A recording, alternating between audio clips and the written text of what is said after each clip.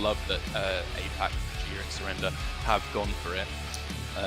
And also, the unspoken factor is the nerf to both Cairn, or I suppose the fix would be more appropriate, to Cairn and Blinkbox, wherein Reincarnation has become a lot less powerful since deck submission for this tournament.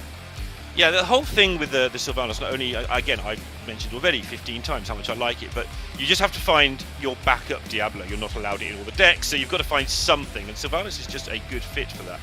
Whereas Europe dodged that problem at source by just not playing a fighter in their third deck. They just went with the forecasters, the Natalie backup plan, went for the Anduin Vol'jin as their backup plan in there. So big deal. This is the weaker deck, if you like, for Gia, but it could work out very well. Okay, starting things off with obviously the combo of Malfurion and Anduin, you always want to get those in together, and it does make sense. I think this is kind of the standard start that you would expect to see from this composition, with Muckler in there as well, because it also has a little bit of synergy with these other heroes. The second two abilities, I believe, on Muckler are both nature, which means that although you're probably not going to be doing the buffer beast, being able to give yourself taunt and eat a couple of bananas and restore a whole bunch of health to everything thanks to Malfurion is going to be very, very powerful. Yeah, and all the time that Anduin is just being a nuisance, right? It's like, yeah, at some point, anyway. Right, let's see how Ties chooses to go about this. Just this 12-24 is so annoying at Samurai, even right from the start. It's like, oh. Yeah, it really is. We're seeing, of course, for Tice, as it's thankfully, the three easiest Chinese numbers, as 1, 2, and 3, are just 1, 2, and 3 lines. The monkey in the way is so annoying. This is the real power of Muckler, I think, right now. Is in addition to just being a very strong mercenary, it wrecks Samuro so hard. He can't target Anduin. Even Malfurion would be tempting to just send everything towards on this turn, and then just ignore everything else, because Malfurion just gets that repeated healing thanks to the nature spell's activation. However, because of that in the way, he has to divide up his damage. And against Malfurion and Anduin, dividing your damage is the last thing you want to do. You want to hard focus on one mercenary in particular. Yeah, because Malfurion will be healing it all back up, and Anduin, obviously, you just don't want to injure Anduin until as late as possible in any game. Otherwise, it just gets bigger, which is just absurd, so you can't divide it up. But you see already after that first round there how much just the Samuro's down already, and already Ties are going to find a way to try and set up a gigantic Diablo Cairn, or this would be over rapidly. Yeah, perfectly calculated by Gia to go for the exact kill on Samuro, even if there were no buffs on the Muckler itself, which there weren't with the way the bananas flew down. It's still fine, still in a very, very strong position. Tice now bringing out Cookie, which, as we were talking about, one of the weaker mechs in terms of the mercs, in terms of the actual abilities that it has.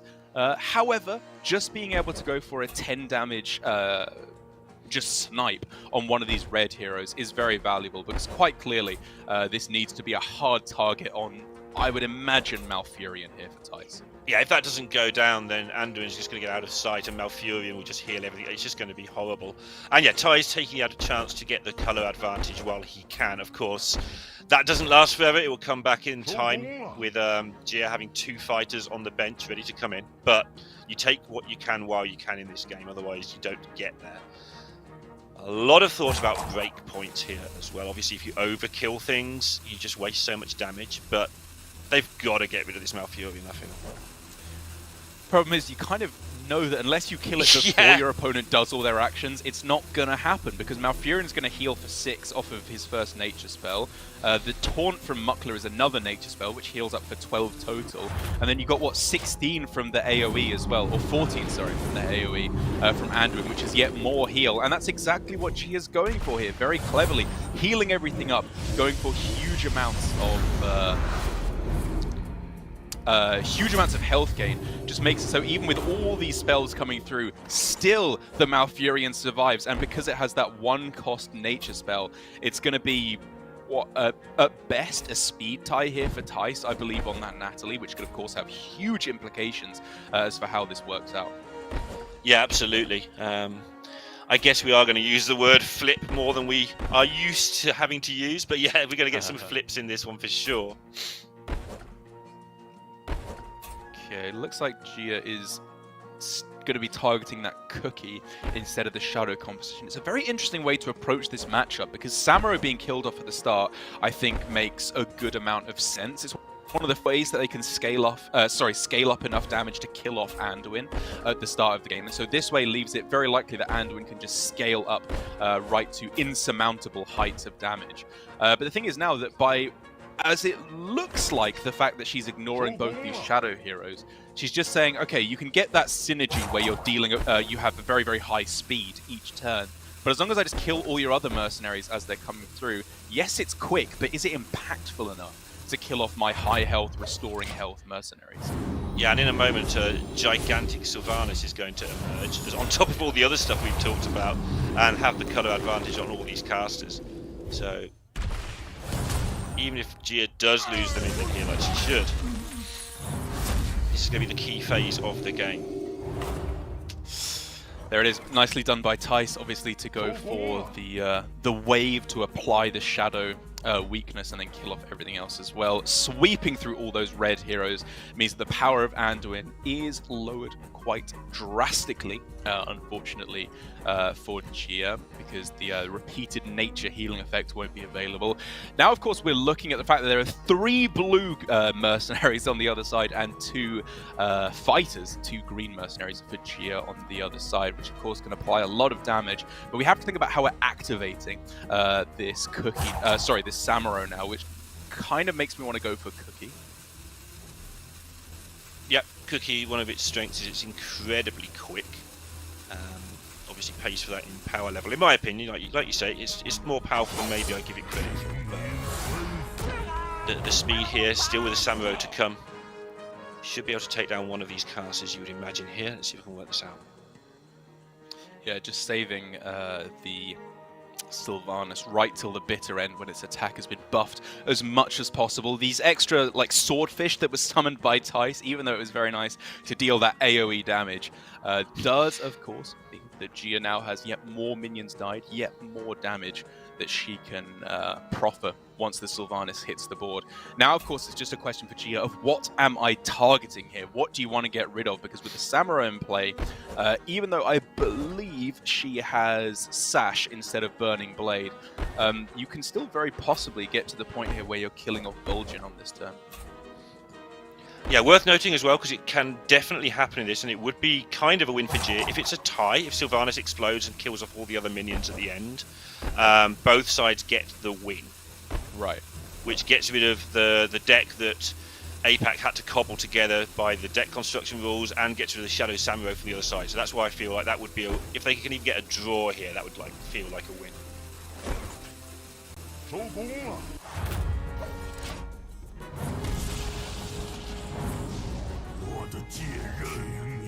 Just going for maximum immediate damage with the copy, of course, further bolster that Sylvanas when both of these copies of Samuro die off at the end, and then further bolstering it even more with the swordfish coming down on the other side. And now the big question comes in for Tice. You have Cairn, you have Diablo, but you can't get them down at the same time. This is the power of Gia's plan by just shuffling through in like a conveyor belt, ignoring the shadow minions and just letting the drip feed of mercs come in one after the other. It means that you have to pick Cairn or Diablo here rather than getting the powerful combo of both. And it obviously looks like Diablo should be the play because there's 2 blues on the other side. Right. If you want to look at it at base level. But generally, I find it's kind of better to go for Cairn first, so you can go for Stomp and then Diablo with the speeding everything up at the same time the turn it comes down. If it's there, that's the big problem. If it's there. Normally, that's the basic play, but it may not be there. You may have to just be living off the Stomp, which could be enough. But there is Cookie, which is very fast, so if you're going to go for this, taking down the Cookie would make some sense, just to give you a chance to get off the Diablo. But there's so much pressure on the other side, and this Anduin's still just looking really ridiculous. Like, even if it gets hit for 50 or 60 from Diablo, like, okay, it's only got 78 health left. Now what? Yeah, of course we have to bear in mind that Diablo can gain multiple procs of plus health off of the Soul Stone, right? Which can make things a lot cleaner in its favor. You'd have to imagine not attacking here with the Swordfish just because you don't want to be nuking your own board. And all in on the Cairn here. Obviously, this is the big change that came through, is that with Reincarnation, when it comes back, it will not proc the effect. And given that most likely it's going to be Stomp here, as we expect from Tice, it means that with 2 speed from Cookie and 4 from both Anduin and Diablo, you may be able to get in there with a kill on the Cairn first. Okay, let's see how that goes down. But no cigar, which of course means that the Samuro dies on the backswing. Now everything's an awful lot closer, awful lot slower. And of course, it's Sylvanas' turn to come in and try and close this one out. You'd have to imagine plus attack to get things going, and then that Death Rattle, which honestly could just nuke the entire board at this point. I'm wondering if Gio actually left the Cairn up on purpose there, because what's the Diablo going to do now? How's he going to get a speed advantage ever? Well, she did maximum damage to it, right? But I think she may have, she realised that it wasn't going to die, and now it's actually it's a sitting duck, and it can't set up the Diablo for next turn. No, I'm very sure she knew what was up on that play, but just trying to damage it by getting the maximum doubling effect where possible, with obviously all her casters on her side of the board.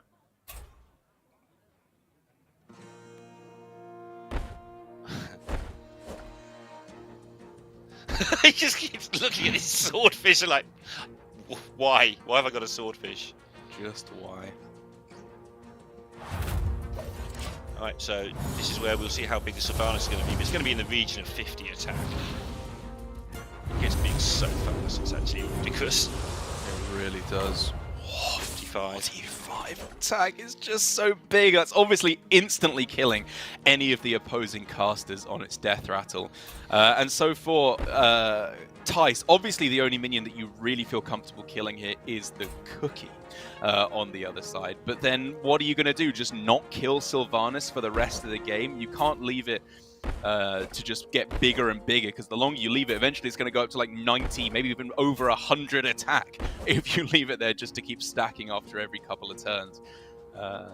And so honestly for Tice here, I'm thinking this one's just looking really rough for him. Anduin's too big to kill, and it's just going to keep healing up turn after turn, getting bigger and bigger.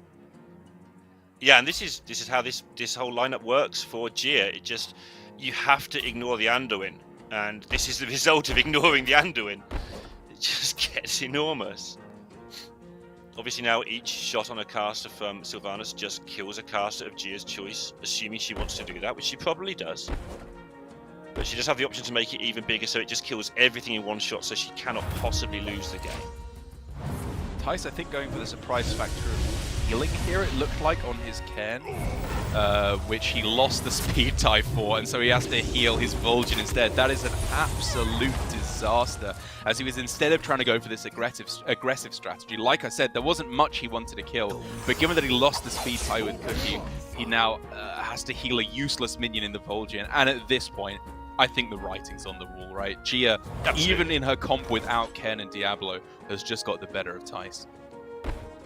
Yeah, and that's a big deal. And again, I've said it, but if you're just tuning in, this is a fun deck to play on ladder that does really well at low MMR as well. I'll tell you that out of bitter experience.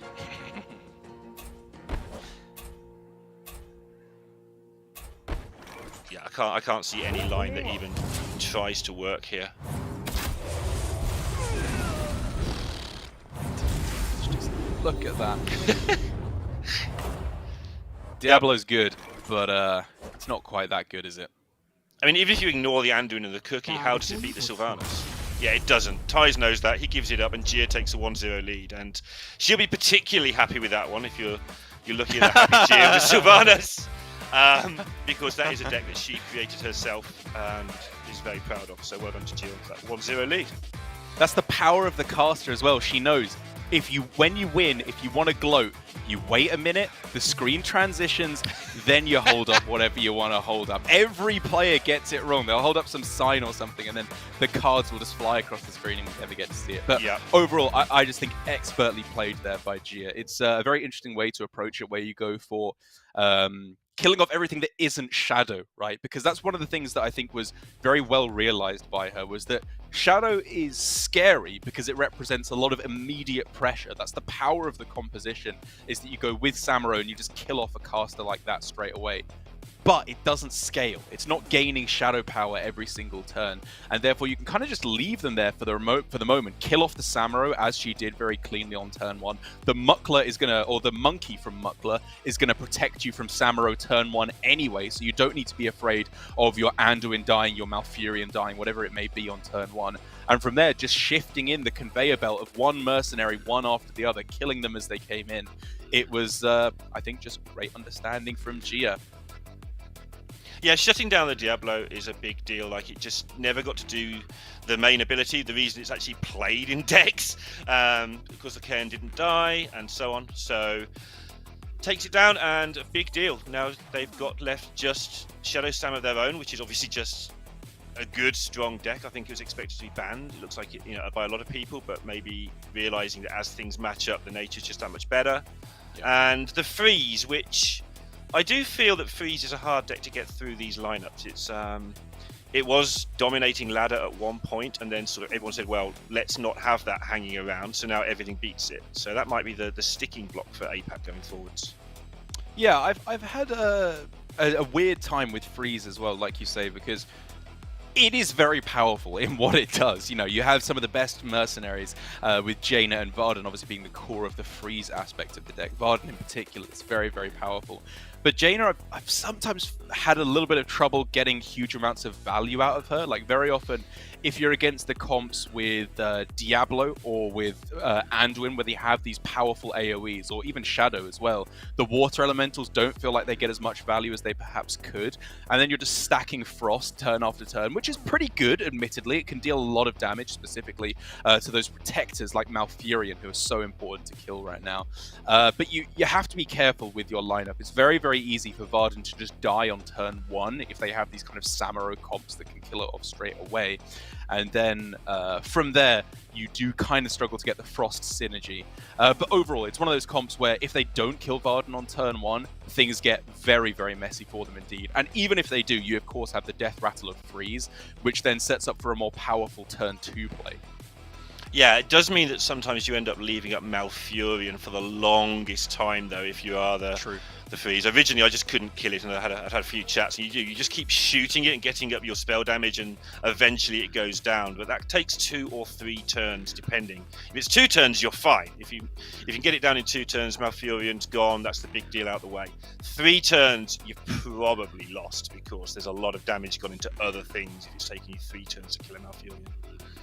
Yeah, that's the problem right now, isn't it? Is that if you don't kill in the Anduin Malfurion heal comps, you have to focus one thing and you have to kill it, because if you don't, you're going to be in some very big trouble. We saw Tice going for a more AoE-based strategy last game, which did admittedly work out okay. I think he was able to kill off the Malfurion and the Muckler all on the same turn, but it was just the fact that Anduin survived the entire time. Admittedly, there's not much you can do about it, especially when Muckler is in play, because you can't target Anduin turn 1. And to be honest, if you don't kill Anduin on turn 1, you're probably not killing Anduin for the entire rest of the game. The only real kind of counter to that attrition that I find works very well is Tavish, actually being able to use that on the other side, because it's a fighter, which of course works very well against these high health casters, basically Anduin, because you can just sit there stacking explosive traps and firing aimed shots against it, which do an awful lot of damage. And from there, it's one of those minions that, again, if they don't kill at the start, it just scales fantastically with all this, I suppose scales isn't necessarily the right word. It transitions very well into the late game with stacking these explosive traps that then your opponent just can't clear, or you win the game. Kind of similar to Sylvanas, into the Death Rattle just ends the game.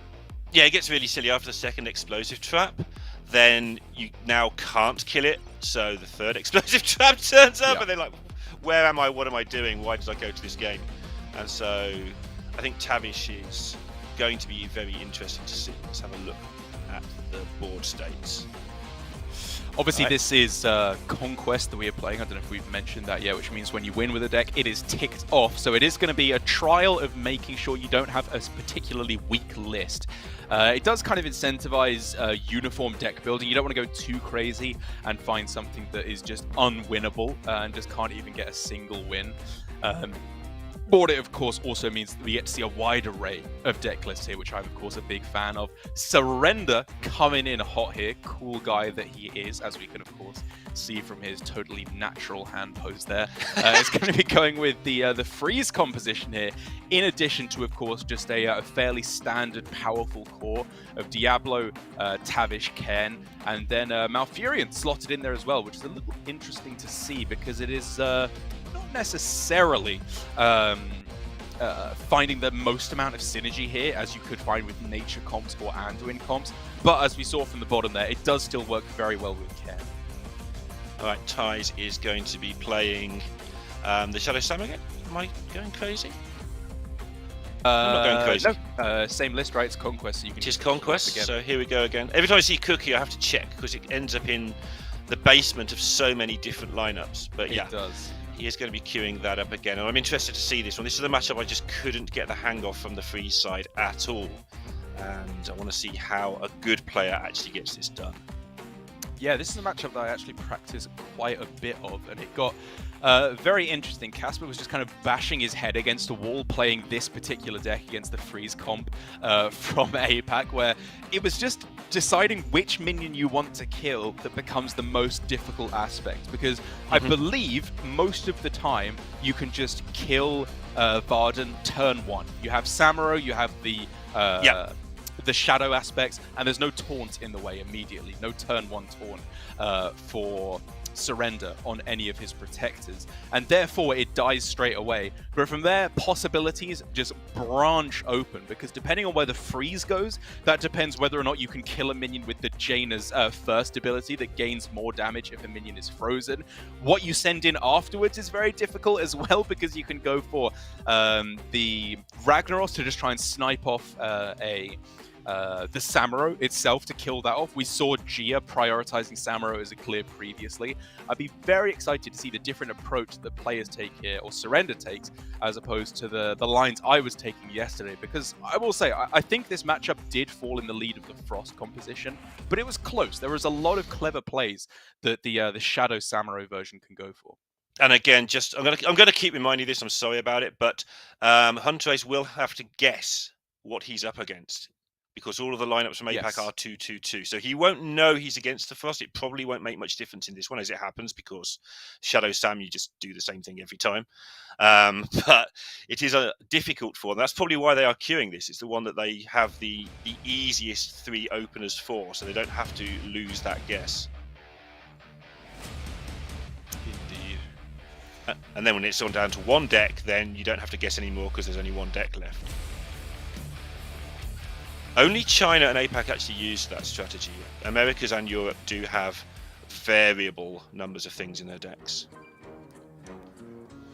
Decks will be resubmitted as well today. Just going to point that out, so that because of the Cairn fix, because of the Blink Fox fix, or change. I think fix is working. Okay, it's actually working now, is it? Because it wasn't at some point very recently.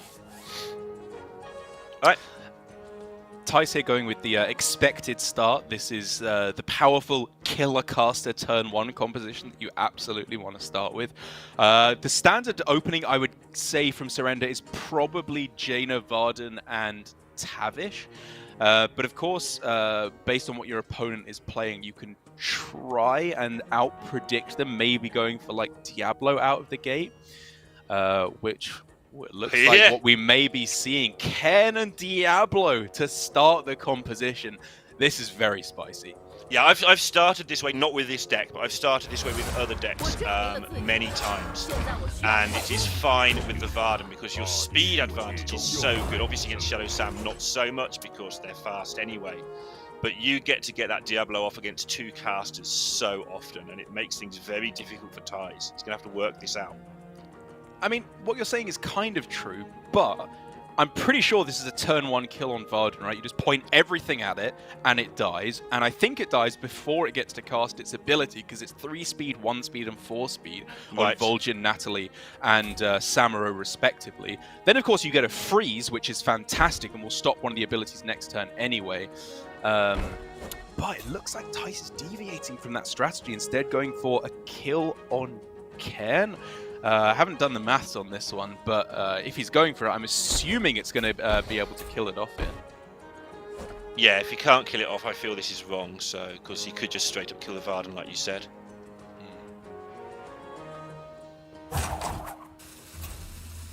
Obviously, that massively changes the context of the matchup, because then even if Diablo is not able to go for the stomp next turn, because Natalie, even if they don't kill it on this turn, Natalie can go for a 1-speed shoot to kill it off next turn, or at least proc the reincarnation, which means it won't be able to cast its ability. You might be able to get off 1, maybe 2 abilities before Diablo goes for the stomp next turn.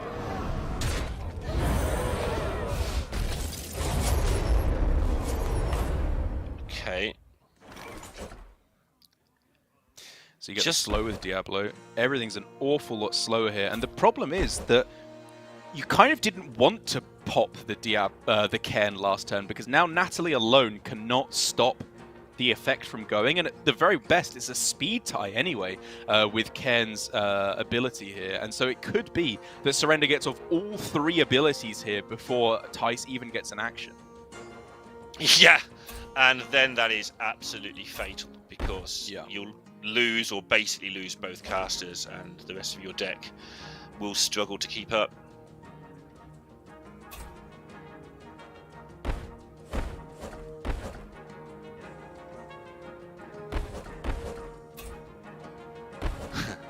Ty's very, very unsure. And I don't blame him. I mean, it's a tough position to be in. I respect going for the duplicate here because of, I believe, the sash that he has on his Samuro. But of course, you need to bear in mind the fact that Vol'jin might not even be alive in order to activate its ability, because I believe you're going to do 48 with the Cairn Stomp, right? If Cairn wins, with the Diablo Stomp, sorry, if Cairn wins the speed tie. And then, of course, Varden will be able to proc its abilities. So if everyone's going for what I think they're going for here, this speed tie on 3 is of absolutely mammoth importance. Yeah, I think you're right, reasoning it through. Try not to just agree with you, because I know you're better than me at this game, but yeah, just try to reason it through. I think you're right. And Surrender's face sort of agrees with that. It's such a big difference now, it really can't be overstated. The Vol'jin gets to proc, which kills off the Cairn. It means the Vol'jin lives for another turn with 1-speed abilities that get to proc straight away. Yeah. It was very unlucky for Surrender, and very lucky for Tice, it's got to be said. He went for a strategy that I definitely don't want to call it wrong. Killing the Cairn here was very good for him, but it did leave things up to a 50-50. Every chance, though, of wiping out this board in 1 hit, even if something dies along the way here.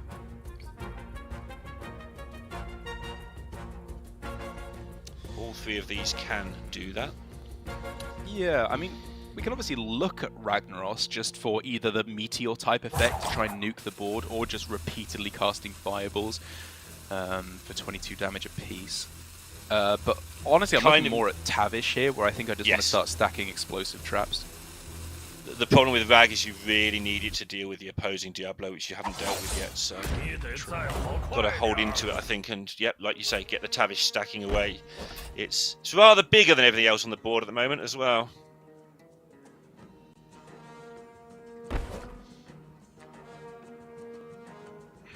So Sash is obviously speed 3, which means it will guaranteed go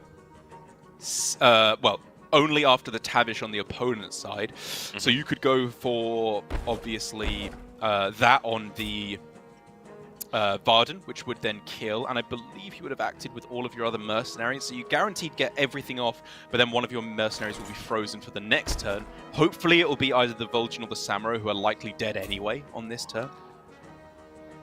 Yep. And then they've got to worry about what to do about the Tavish. But I guess it's one problem at a time for now.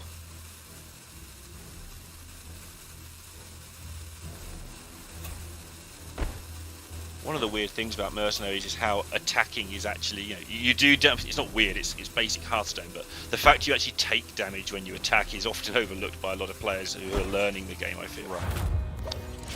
Going for the heal instead on Natalie. Again, Tice is not afraid to take this effect, which is not one that you will usually see. Yeah, especially when it's the small heal. Like if you've done an AoE, you can try and get lucky on the big heal, 20 damage, or even the heal to everybody, then it's fine, the benediction. But when it's the little heal, which didn't end up working out anyway. Okay, this is actually kind of smart for Tice. I was going to say that not going for the copy or the mirror image was a little bit weird, but obviously there's Diablo on the other side, and so you don't just want to give it plus 20 health out of nowhere. And it did also mean that his... Like, the play he went for healed up his Samuro, but which guaranteed it could attack twice, and then also essentially guaranteed it died from the effect of the Death Rattle from Varden. And therefore he gets both Cairn and Diablo down at the same time, which is a pretty big deal. It is, and...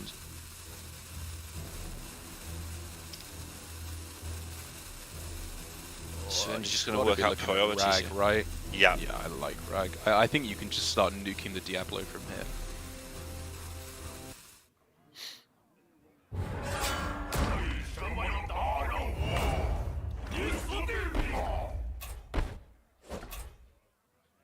Looks like with the speed of his choice here that well, actually, I was gonna say that Tice will just go for the Aura and then Stomp, but going for the Stomp on his Cairn first in order to slow them down, then go for the big combo next turn makes sense. There's no slow abilities on the other side, apart from, of course, Diablo, which, to be fair, Surrender could go for the first ability on Diablo. I don't think that would be absurd. And where would you put it straight into the Cairn just to slow down so they can't taunt up next turn? Exactly, yeah. This is where the mind games you were talking about earlier really start to play, because those are all viable options and you've got to really work out. I think Surrender will want to do that slow if he thinks he can get away with it. But then his Diablo's not doing much. So he'd need to have a backup plan of doing something with it on the turn after. It's true. Problem is whether your opponent for Surrender, whether Tice goes for Ancestral Aura or Endurance Aura or the Earth Stomp, either way his Diablo is going to act after everything else. Yes.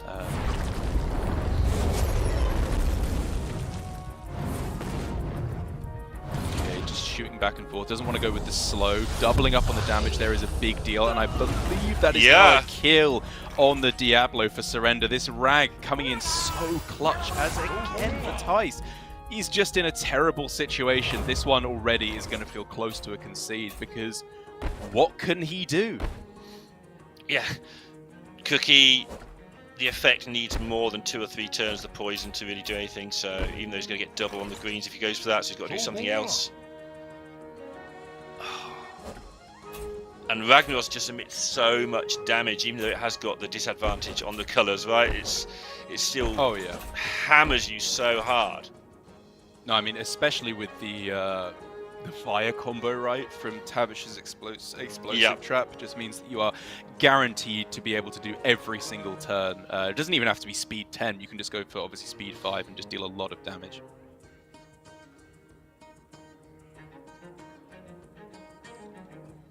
And overall, it just feels like Surrender's decks and the APAC decks are a little more targeted. You know, they're more positioned as like a rapier in this metagame to be able to pierce their opponent's armor with specifically this Cairn Diablo composition, where quite clearly they have counters for that in all of their lineups.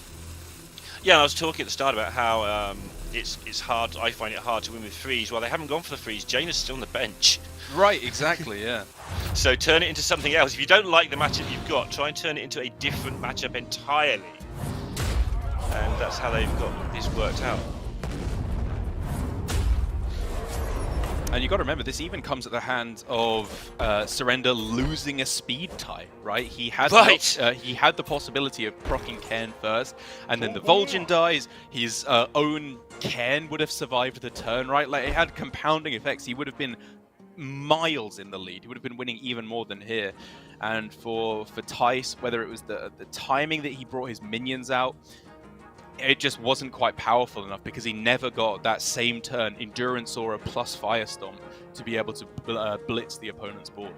Something that never ceases to amaze me in this game, even though I know it full well, is when you think it's over, unless it gets really ridiculously obvious, it's never over if your opponent's still in there fighting. And I'm amazed how this one turned around so rapidly. I thought after that speed tie, the game was very close to done.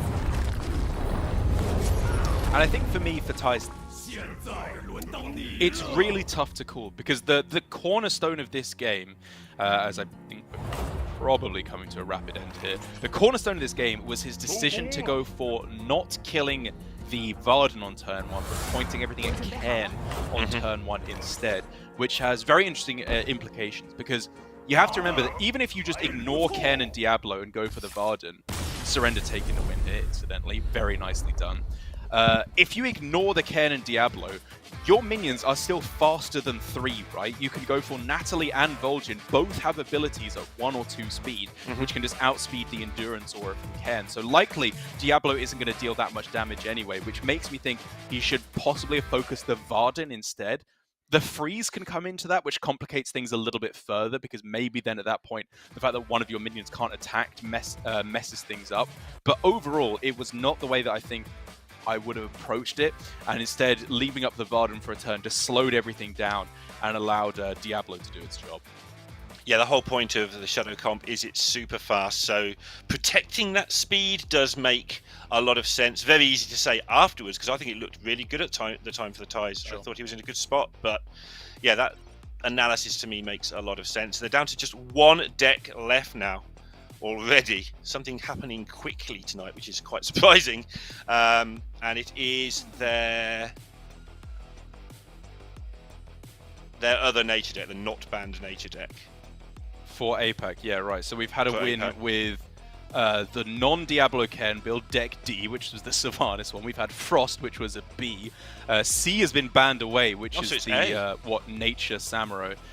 So it's A. As you say, it's going to be their own Shadow deck. So maybe, who knows? I mean, it's obviously very, very early days, both in terms of the tournament and just Mercenaries as an esport overall. However, I will say that this, at the moment, this Shadow Samurai build is looking a little bit vulnerable, isn't it? There's some subtle differences between the lists, obviously, with APAC going for Rag, right, instead of Cookie in their list. And admittedly, Cookie so far has not looked very good, has it? I'm trying to think of any big breakpoints that it's saved. Like, the Vol'jin surviving on that second turn for Tice was very nice, and wouldn't have been possible without the Cookie. But think how powerful Ragnaros was that game for Surrender, just destroying Diablo the turn it came down. It's such a powerful mercenary in this metagame. And Cookie's big weakness for me is its own health, its own sort of fragility. It helps everybody else, but when you have to actually play the card, you're quite often in a lot of trouble, because I know I'm a bit harsh on it, but the huge amount of health it gives your team is obviously worth something, but it doesn't really fight back if you're struggling with the lineup, if you're behind. If the 9 health hasn't saved things, you are a long way back if you're bringing it off the bench. Who knows, though? It could be the difference maker in this series, right? As we head into things with very likely, you would have to guess the same... I mean, sorry, this is assuming that Team EU wants to pilot the same deck again. This is Conquest, so for now, Gia or Surrender have to pilot this one remaining archetype. But for EU, Q order does not matter anymore. They simply have to win with all 3 of their remaining compositions. But considering that if EU are going to win, we're going to see this lineup, this combination of the mirror at some point along the way. The standard start is obviously Natalie, Vol'jin, and Samuro. I wonder if there's any room to try and shake things up, maybe by starting like, I don't know, Diablo, Cairn, and Samuro, Diablo, Cairn, Rag, maybe Diablo, Cairn, Vol'jin, just for a bit of extra speed as well.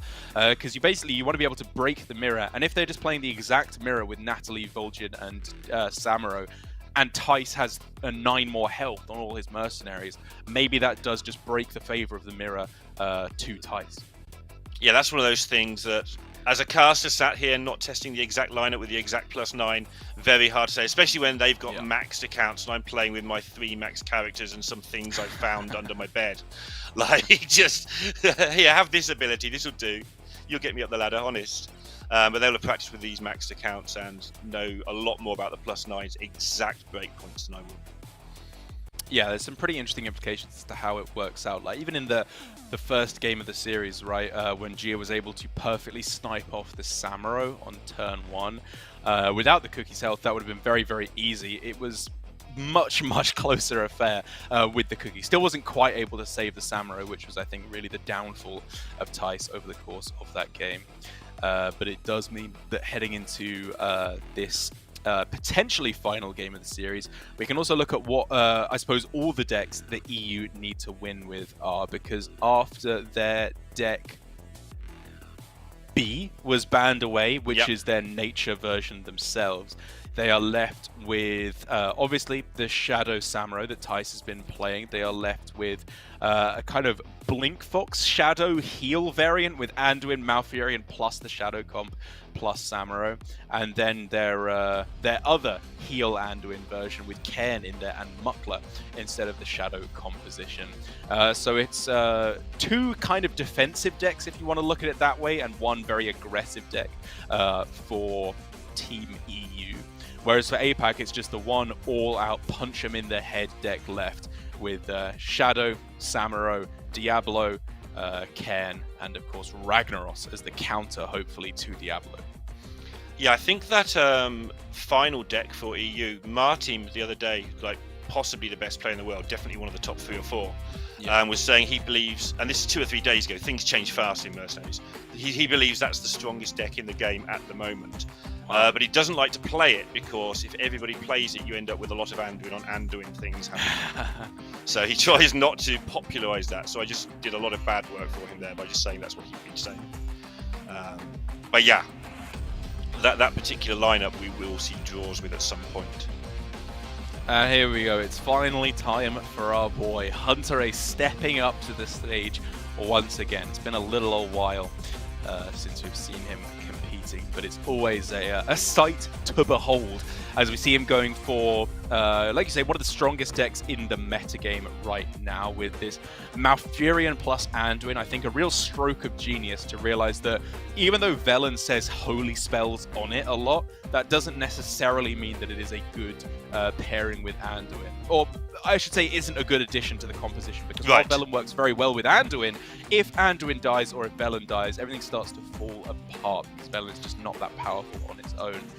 Malfurion, on the other hand, I think is just a really, really nice combo. It works beautifully with Anduin in order to be able to get that consistent heal, and is also just a good mercenary in its own right. In the nature compositions, you only ever see it use its first ability, right? Whereas when you start to branch out into less nature-oriented compositions, you realize that Entangling Roots is actually a pretty powerful ability if used correctly. Yeah, and again, it's that pick one, right? You can't kill Malfurion and Anduin. You can't even come close. Sometimes you can't kill either of them, and then the game's just over. But the fact you've got to pick one and leave the other one up is pretty terrifying. Anduin obviously doesn't have much in the way of offense, so you tend to leave him. You don't want to give him things to heal, so again, you tend to leave him. Like you say, Malfurion is that big threat, but while you're dealing with that big threat, Anduin's just becoming ridiculous. It's becoming your win condition. If he doesn't die, you don't lose. And at this point in the proceedings, just to point out as well, APAC don't have to win the game. They just have to not lose the game. And that could be very relevant. True. Yeah, good point. If it's a game away from winning, and the tie still counts as a win for both, right? Unless it gets to 2-2, then they have to actually... Right. Then there's rules. If it comes to that, I'll look them up. It's to do with health and 10 turns and all sorts of fun stuff.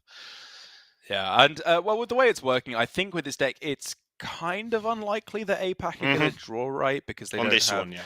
Yeah, Anduin left in. They're a much more aggressive composition that's relying on just killing off those key targets at the start rather than necessarily creating an unbreakable wall, as you are going to be doing for Hunter Ace on the other side with that Malfurion and that Anduin. It becomes a little bit more complicated as to what you're targeting for Gia, for Gia or Surrender on Team APAC, because if your opponent is going for this heal plus Ken and Diablo variant with Muckler, your turn 1 push becomes a lot weaker. I think this is one of the better matchups left available for EU, because that Muckler is such a strong effect against Samuro. Just not being able to kill off a key target means you're going to be able to stack procs of Malfurion, stacks of Anduin, start healing up a lot, and maybe even heal up your Muckler after it attacks on turn 2, and then of course you can go for like a 0 mana taunt if you want to, in combination with the nature speeding up from Malfurion, which is then another minion that's in the way of Samuro that makes it that little bit weaker. Maybe it's even to the point where APAC will not start Samuro. I don't know. We'll have to see, because overall, I think that while it's looked disastrous to start things off for EU, they've got themselves a decent matchup here. Yeah, this is really, really difficult, I think. But again, we saw some creative play from Surrender in that second game, just opening up with the combo and see how it goes down. It didn't even look like it had worked at first, but he'd obviously played it out many times to realise what happens next, because the first 3 is just the start of the game. I know that's obvious, but again, when you're new to Mercenaries, it's like, here's my 3 cards. Oh, what should I have on the bench? It's not like that. It's like this constant train of extra things coming into the game. And I think Surrender he must have playtested that a lot to realise he could afford to sort of lose out on the early combo in that second game. But yes, here I'm curious to see how APAC start, because it does look like a tough one. And just as a reminder, again, as we're waiting for the players to get in game, of the format, the way this is working, we're of course playing a 4-day tournament, getting squished up a little bit from what was originally planned to be a week-long tournament. So nice long days, jam-packed with Hearthstone, of course. And the way that this works is you're playing in these round-robin stages where each of the 4 regions plays against all the other regions to try and accrue as many points as possible. In Battlegrounds, if your team does better than the other over 3 lobbies, you get 2 points. We played 2 best-of-5s in Constructed, where you win a point for each one of the best-of-5s you win. 2 best-of-5s in Mercenaries, same thing, where you can either go 0-2, 1-1, or 2-0, depending on how well you do. And then at the end of these 3 days, we're going to be tallying up all the points. The team with the least points is going to be relegated out of the tournament. First and second play for the right to play first in the grand finals, which is going to be very, very exciting to see at the end of the week. And so for now, with APAC down 1-3, a win here for Gia and Surrender would go a long way to start equalizing the tables a little bit. Yeah, again, obviously 1-3 would become 2-3, and also they'd have a decent chance of going 3-3, because they're playing with the same decks, and presumably the bans will likely remain the same. It's not like the 10 decks pick 6 we were banned for in the last series, where a lot of room to maneuver. Not so much room to maneuver in the Mercenaries. I think we will get a lot of repeat results. Obviously, though, people will react to how they lost the first time, so it's not quite as trivial as I made it sound. But yeah, APAC, if they can take this game down or this match down, will be in a good-looking spot. But first, they've got this difficult matchup to navigate. I want to see, particularly if Surrender does anything funky, or if he's just fine opening up with how the deck is built to function. Yeah, you'd think so, right? I mean, I would just be very surprised to see Malfurion and Buckler for Hunter Surrender. While I was toying around with the idea of maybe starting Ken and Diablo, he's not going for it this time. Instead, just relying on the classic comp of the 2 Shadowcasters, Natalie and Vol'jin, and then Samuro to try and ratchet up the damage a little bit. I suppose the one saving grace for Surrender is that his team is relatively hard to kill. Like, Samuro is obviously going to be the target, you would imagine, Hunter is right out the gate, given he gets the double benefit with both his protectors against a fighter. But it's very possible that it's able just to survive at least 1 turn. So I think for me, the main point of order here is, does Malfurion die on turn 2? If it does, it's game on. If it doesn't, then it definitely is in a lot of trouble. I think it's going to be a tall order. Again, just right, because Samuro is so likely to, if not, I mean, it's not so likely to die on this turn necessarily, but it's going to be, at the very least, I would imagine, very low health going into next turn if Hunterace does what I expect him to do here. And it looks like, yeah, we are seeing him just pointing everything at Samuro to end out the turn. Samuro is going to be very low health, which means it can't attack twice into anything, be it Malfurion most likely. Maybe it can summon a couple of extra copies of itself that smack into it after it's gained the attack on this turn. But basically, it's going to be tough, I think, for Surrender to be able to kill off the Mouth next turn. Yeah, it depends what he wants to bring off the bench in some regards here. Unfortunately, Meteor is cooldown 2. That would be sort of the gut instinct, even though it's not got colour advantage. Just bring it in and sort of slap it onto the Malfurion, but you can't do that. Looks like Hunterace was going for targeting the Vol'jin at the end there, which is kind of interesting. This went well for Surrender, in my opinion, at least. Fantastically for Surrender. I agree. Everything's still standing. Malfurion's down to 28, and yeah, and that's it. That's the comment. Yeah, I mean that's it, right? Like Anduin with Anduin able to deal 12. It would have been like just short of getting the kill anyway on the Samuro, and so I guess it's kind of done the point of what it's supposed to do, because it's brought the Samuro down to a point where it's going to die if it starts smacking into the Malfurion. But it's still a little bit awkward because now Holy Nova alone does not kill off the Samuro. He's going to have to target it with a couple of extra effects, you'd imagine, as well. Yeah, and that's actually crucial, given you only get 3 a turn, and one of those is going to be some sort of sad Mukla action just to get some healing.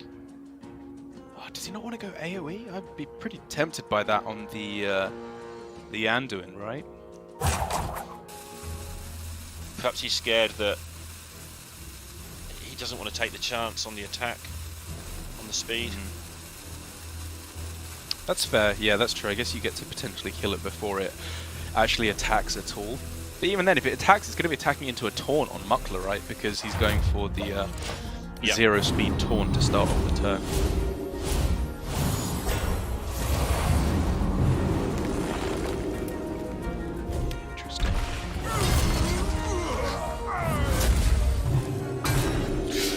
Well, there we go. Thanks to the shadow combo, it's going to be a dead Malfurion no matter what. But already we are seeing the beginnings of a very, very large Anduin indeed for Hunterace. One that on its own, is not especially impactful because it's doing, 10 to 12 damage each turn. It's not necessarily killing the opponent's board on its own. However, that constant heal, keeping everything nice and healthy, and then just allowing Ken and Diablo to do what they do best is pretty strong. It is, but I don't know. I feel like they're supposed to be in a better position of this, given the matchup we described. This feels a lot more even than it started suddenly.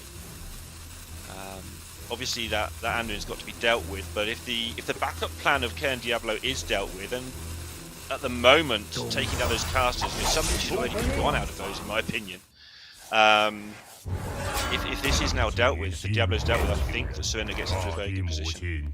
Yeah, if the Ken goes down, all of a sudden Hunterace's damage is very, very low. This is really his DPS right now that he needs to try and protect. And there's always benefit to starting with Diablo, because of course you can try and get the Soul Stone effect, right, to gain a bunch of health right out the gate. Yeah. But here for Surrender, even if two of his mercenaries are casters, which don't get the benefit of type advantage against the Diablo, he can still just go with the Cairn, right? And you'd have to imagine just launch everything at this Diablo to try and kill it as soon as possible. I think if he can do that, Surrender is, as you said, in a good spot. Of course, there's the Anduin that doesn't do much damage. There's the Cookie on the bench that doesn't do much damage. So yeah, take down one of the really scary minions at little loss. And little loss, a mercenary and a half on Surrender's side is probably fine to lose for this Diablo to put him in an okay position. There's a Ragnaros which is going to do all sorts of damage if it comes off the bench. Problem, I guess, for Surrender is that he currently has Benediction rather than Anathema on his Natalie, which means of course he's dealing a little bit less damage. He was considering whether he should take a turn off, I think, and use that to heal up on his Vol'jin, but Vol'jin very likely to be dead at the end of the turn anyway. Turn Mukla dead. and then almost killing off the Diablo as well. The Vol'jin getting to survive as well is big. It's slowed next turn because of the Cairn effect, but basically it's looking like we are going to be able to see a kill on Diablo the next turn. Yeah, I'm just looking at them card for card. So Surrender's Diablo is better than Huntrace's because it's not even been used yet. Surrender's Cairn isn't that much worse than Huntrace's because not much has happened to it. And there's then Cookie versus what? I can't add. Cookie versus Ragnaros, and I know who my money's on that one. Right. Well, the problem is here that for Huntrace, how does this pan out, right? If he goes Cairn this turn for Stomp, he can then go next turn, probably unencumbered, he can go for the Endurance Aura, plus the Fire Stomp, which will be able to nuke the opponent's board quite heavily. But that is, of course, all hinging on whether Diablo survives the turn, which is far from a foregone conclusion. Yeah, Surrender in that position that Ty's was in last game, where he's used the Cairn and can't get the Diablo in play because nothing died. So he's now got to sort of reroute and try and keep it alive one more turn so he can set that up again at some point. Or he can just forget the combo and just use everything as DPS and just get on with his life. Oh man, it's going to be close. I think it's still in favor of Huntrace, because as long as he kills the Vol'jin before it acts, it won't be able to slow the Cairn, And what Surrender really wants to do is slow the Cairn, so Endurance Aura goes after Stomp. After his own Cairn Stomp, right? So we can slow them down. And then the Diablo won't be able to get that big Fire Stomp. But his Vol'jin is likely to die before he can get the slow anyway. As long as Huntrace makes sure he kills that on this turn.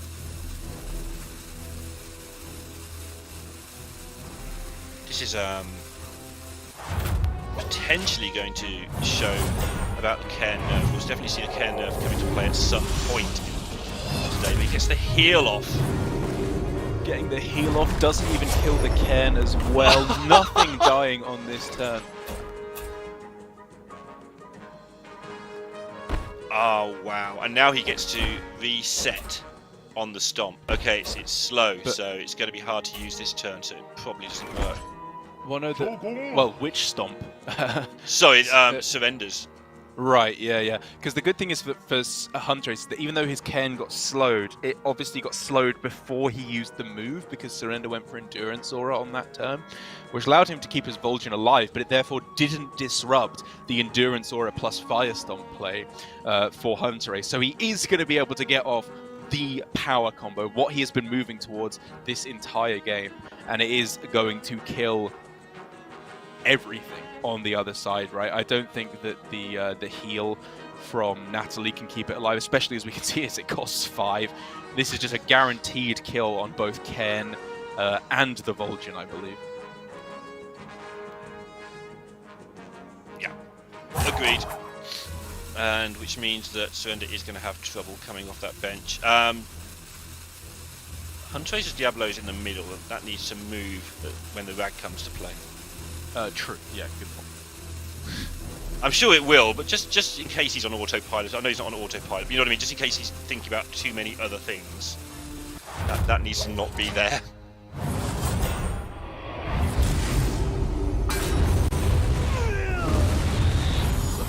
This damage.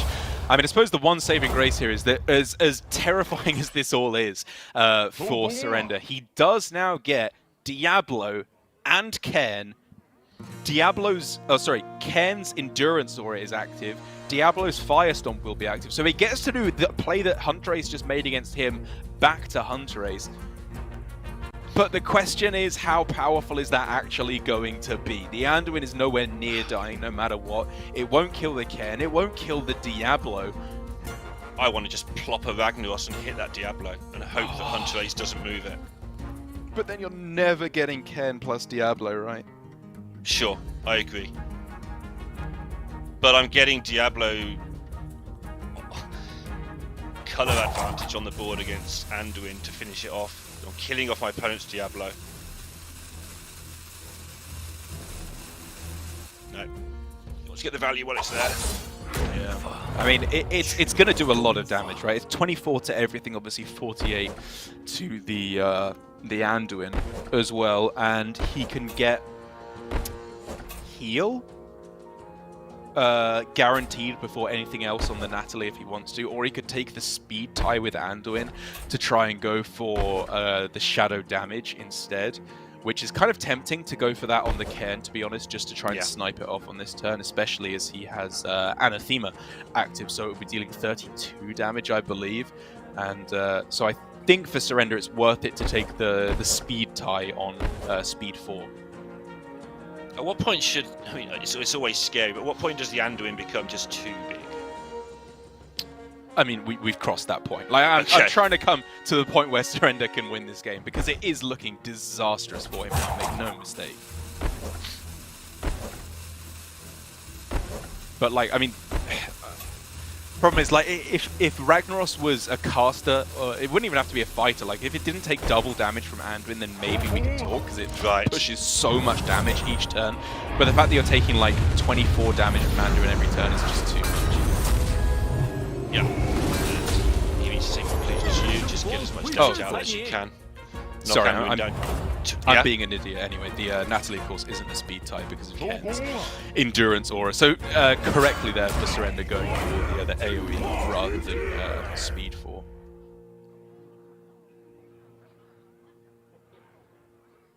Right. Surrender's got that look about him that he's seen something that might just work. I've seen this Surrender too many times. It's like, this isn't dead in his mind. He's found something that could possibly work. This is thinking Surrender. I don't necessarily know if this is successful thinking Surrender. I mean, we'll see. To be fair, like, Hunterace's minions, aside from Anduin, are kind of low health. Like, Rag in the middle if it doesn't die on this turn, which seems unlikely that it will. And then Diablo goes for... I don't know what its third ability. Let me just find the name of it, because I can never remember what it's called. Apocalypse. Apocalypse, yeah. Which does 24, basically. And more if you can get it in first. Which is very tricky. Because it produces a critical. Yes, right. So then you would hit... I mean, you kind of have to hit Diablo with that, though, because you need to actually be able to kill it with the Rag right on this turn. Such a massive overkill if you go that way. It is. I mean, you know, it's alive at 3 if you just go with the Ken's. Yeah. Sorry, Diablo's Meteor. But, I mean, can you leave it alive? They're going to go for Stomp again next turn with Endurance or a Fire Stomp. Like, you have to kill it.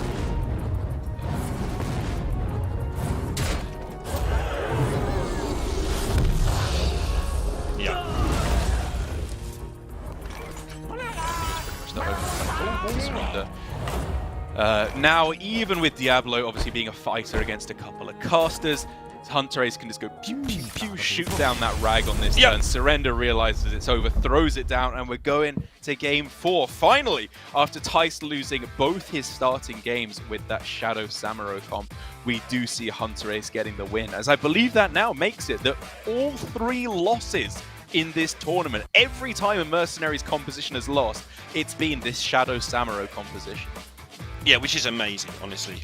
From where it was in the meta not that long ago to being the deck that isn't winning a game and hasn't looked that close to winning games really over the last 3 years, not with these players playing them. It's going to be a very interesting tournament. I'm going to have to reassess a lot of things about my research into which are the better decks. And I mean, are you surprised how badly it's performing? It's only 3 games. Maybe it's just 3 games, but it does feel like it's pretty grim.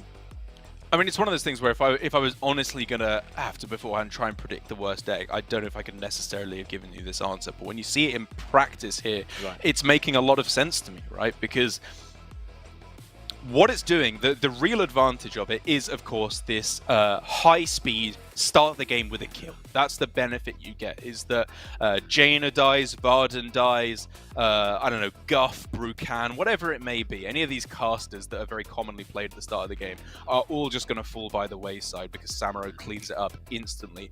However, the problem is we're seeing a lot of counters to that, either in the form of King Muckler for the taunt, which is prevalent in a lot of these lineups, or just through heal. It's becoming apparent that if you just focus these casters, Malfurion plus Anduin is enough to keep them alive. Is enough to sustain the game afterwards very happily. And I don't know, maybe we're seeing misplaying of the deck. I don't think we are. I think that Surrender and Tice, for the most part, were playing this deck pretty well.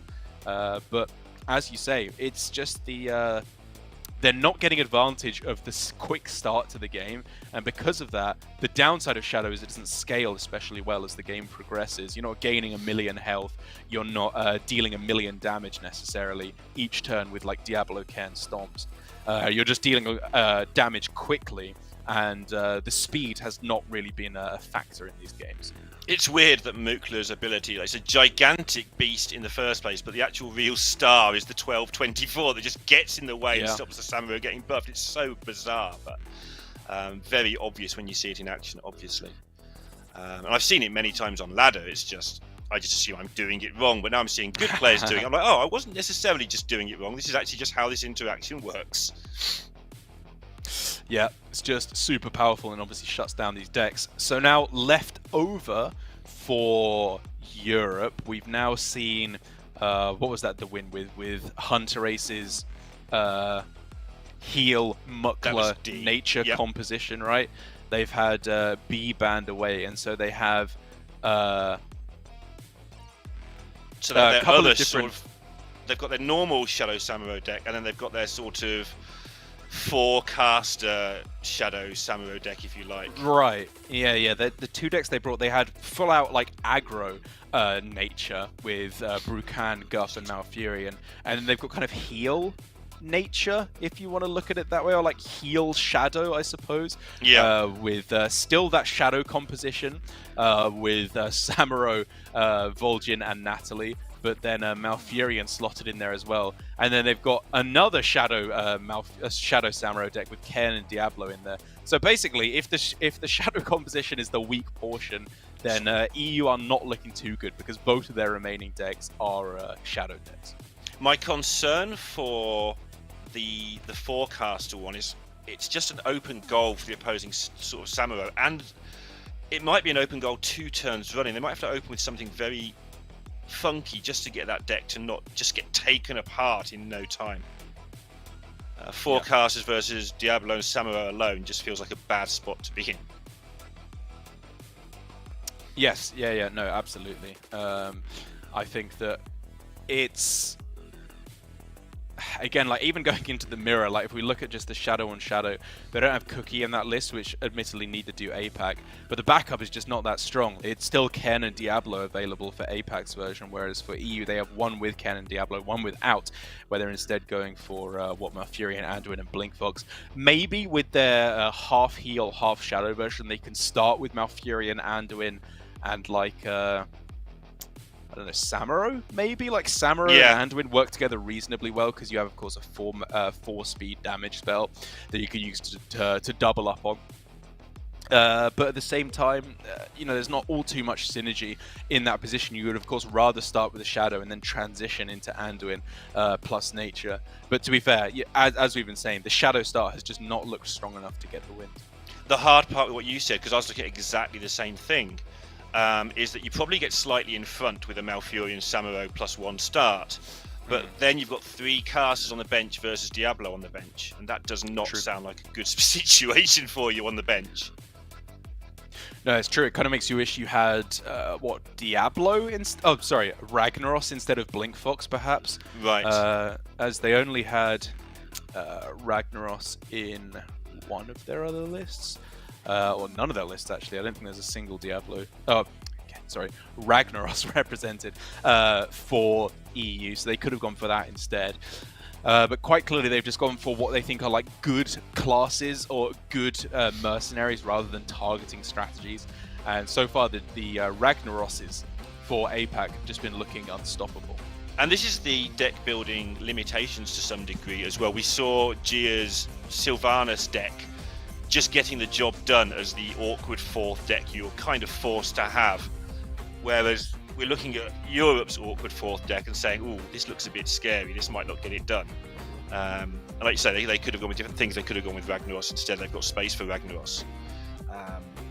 But either way, your fourth deck is going to... I think we're going to see a lot of that in this tournament, where the fourth deck is the key one. Ty's going for it here again with this starting deck that went 0 and 2 to kick things off with the Samuro, Natalie, and Vol'jin to kick things off, and then of course Ken, Diablo, and Cookie at the end. I was hypothesizing that maybe in this kind of mirror match, where the only difference is Rag for Surrender and Cookie for Tice, maybe that favors Tice because you have a stronger initial start. That might mean that like one of your casters isn't available to be killed right away, perhaps. But of course, if you don't win that initial skirmish and you can't make good use of the Cookie effect, I think that Ragnaros is going to be a significantly better minion than Cookie later on, as you said correctly, in order to be able to deal with the Diablo. So let's have a look how that one goes down. But yeah, like head to head, it's interesting, but Diablo, it's got to be dealt with. It's weirdly the best card in the game. Of course, it needs so much setting up, but it's still so good. When I first played the game, saying, "Oh yeah, you play, Ken and Diablo," my brain just went, "How do you ever get that combo off?" Turns out it's really easy. Just a little bit of practice and thought. Yeah, it really is quite easy. It requires a bit of foresight. Like, usually I have to plan 2 turns in advance. I very often, when I was first playing these kind of compositions, messed up where I went for the Endurance or a plus Fire Stomp 1 turn early, where very often you're supposed to go for, Earth Stomp with Ken to slow them down. Then you go for the... just fighting an animal while I'm trying to cast. It's fine. Can you please stop that? Oh, I'm so sorry. They had all the players with their pets on all the promotional videos, so I thought I'd just join in. Actually, I think the captain's decided to join in. I've got no say in this matter at all. Right, we're back in the action. Let's have a look how they line it up. Surrender with the normal-looking start, and Ty's trying to get an early advantage by lining up his Diablo. Yeah, Ty's going Spicy Town here with Cookie start. Not very often you're going to be seeing that. And then Diablo without Ken alongside Samuro turn 1. Clearly just trying to exploit the fact that he knows it's going to be a caster-heavy start for his opponent in the standard game plan. And trying to get 1 level ahead of that, of course, with his start with a lot of fighters in order to be able to fight back against that. So it's probably going to be, the 10-54. I'm pretty sure this is just a clean kill on Vol'jin on this first turn. And from there, things start looking an awful lot peachier for him. Yeah, and the Cookie's almost a throwaway here, right? It's just sort of, let's see how round 1 goes, and then I've got a fully stacked bench of good things to think about, rather than having this Cookie that's kind of a sitting duck at the end of the game. Just get rid of it, and it, take your time a little, and it will still get some damage done. It will still get some bleeds in or whatever. So, and to be fair to Cookie, like, we talk about how it's a relatively weak mercenary in terms of its abilities. It doesn't do nothing. It's not bad as a mercenary. Like, deal 10 damage and the death blow, if you can proc that, is very powerful. Go Fish is often a super strong ability for like plus huge amounts of health and attack on your board, or of course the 15 damage AoE is often very powerful as well. Even the heal isn't bad. And there's also a chance that he's just mathed it and he gets the ability off at some point here as well.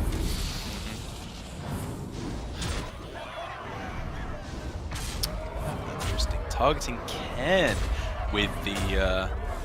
targeting Diablo with the Samuro rather than trying to finish off Cookie, because I believe that could have been an exact kill on Cookie, but instead trying to lower the health of Diablo, of Ken. My goodness, I just can't say these correctly. Trying to lower the health of Diablo so that Ragnaros can come in afterwards to finish it off, I think is quite smart, because as we've seen, if you spend all your time killing all the other mercenaries, Diablo, through the Soul Stone, is just going to get bigger and bigger and bigger, and then it becomes very difficult to kill. Yep, so just get rid of it while it's there. You've got rid of one of the most powerful mercenaries in the game, and obviously, I think Cairn on its own is kind of rubbish without Diablo. Not rubbish, but it's a lot less powerful without Diablo. It's just incredibly powerful with it. So if they can get rid of the Diablo while the Cairn's on the bench, that does weaken that bench significantly. And setting up his own potential version to bring that off his own bench. Reminder again, this is 2 casts on the bench because the ties start. He's left the main bits of this deck on the bench. And so with a Cairn in play on the other side for Surrender at any time, he can bring his own Diablo off the bench and try and wipe out a blue board. Or at least, put a lot of damage into it. He wouldn't wipe it out. Indeed. So trying to think how much he'll be able to get through before his Diablo just dies. He can obviously go for doubling up on the first ability with Samuro if he wanted to onto the Natalie. The problem is, of course, that there's a potential for taunt to come through here for Surrender. I think would be fairly powerful.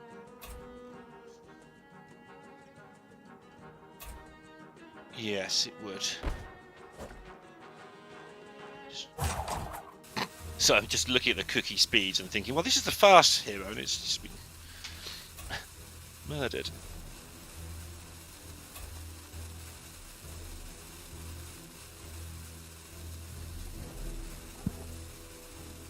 Oh, I'm sorry. Okay, it looks like Surrender this turn focusing the cookie instead, at least with the Samuros that will be able to... oh no, he's not going for the Sash build, sorry, so he won't be able to kill it off on this turn because he's instead got Burning Blade.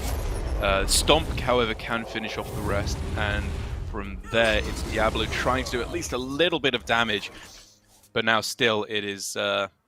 the starts of the weakness starting to show, I suppose, for Tyus as his board does start to crumble. However, he can get down both Cairn and Diablo on this turn. He just needs to make sure that they are timed together well. And I think, to be fair, they can be here, right? He can go Cairn, Stomp, and then next turn, Endurance Aura, which will win the speed tie. Yep. Because of the Stomp, and Stomp isn't active for Surrender on this turn. And then you go Endurance Aura, Fire Stomp, and hopefully deal enough damage to pull you way into the lead. That's from Ty's side. Surrender will see that, so how can he try and slow that down? Obviously he has this giant Samuro that's becoming quite a problem. Maybe one more turn of this Samuro and things are going to get pretty big. It's still got enough health to be a problem as well.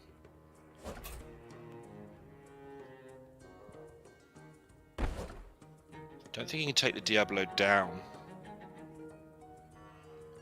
The trouble is, if Ty's doesn't taunt, which we don't think he's going to, right?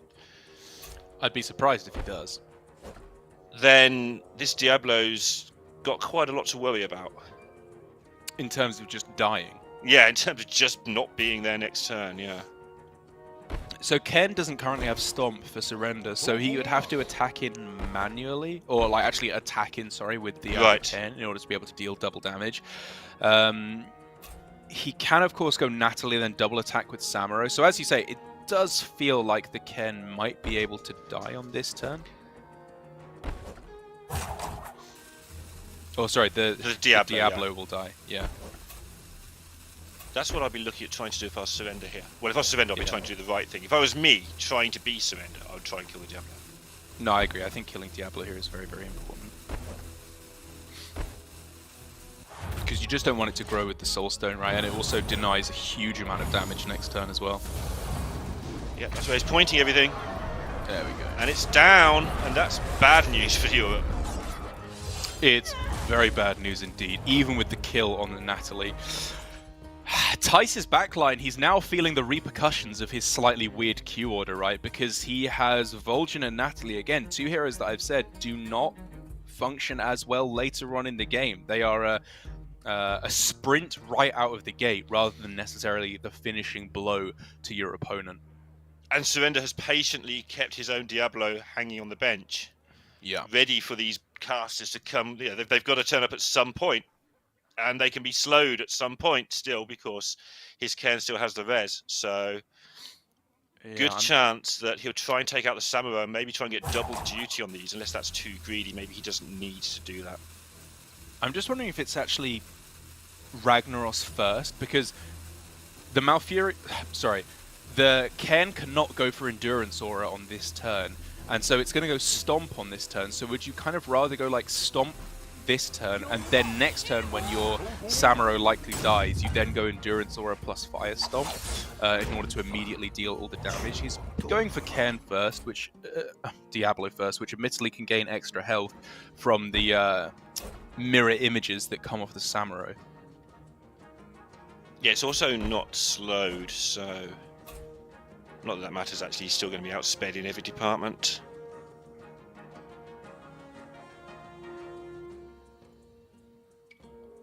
He just does a lot of damage anyway. I think you say he hasn't got Stomp available, right? If Surrender can Stomp and then next turn Diablo, I think the game is over, but he's got to get that off, and I think Cairn might not be there. Now Surrender, it's been fixed, it won't work. Yeah, he does have Cairn Stomp, but like you say, if it dies, he's in some pretty big trouble.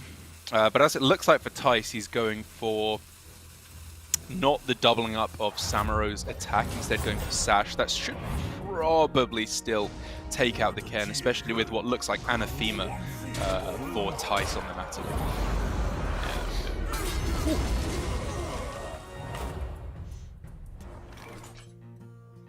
Right. And that Samuro that hasn't died on Tice's side is now becoming a problem. Positioned around the Rag, nothing much going on there. Did Surrender use an ability on the Cairn that turn? Looked like he just didn't. No, it died. Oh, on the Diablo, sorry, on the Diablo on that turn. Looked like he just died.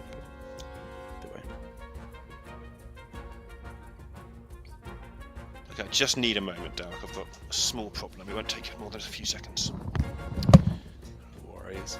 I mean, in terms of your positioning here, you don't really have too many concerns with there being no Ragnaros on the other side.